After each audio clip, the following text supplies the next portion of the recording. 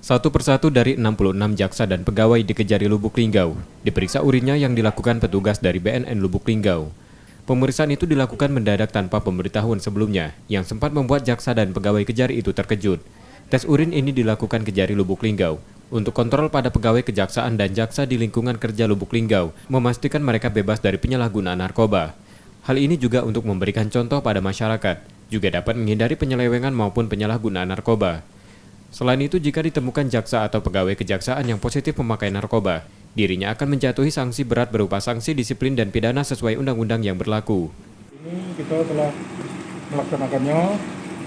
Pada intinya dari 66 orang yang kita tes urin hari ini, ya, itu hasilnya negatif.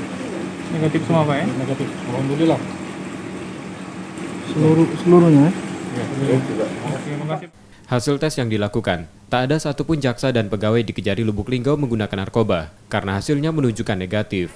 Sukma Aldino, Kompas TV, Lubuk Linggau, Sumatera Selatan.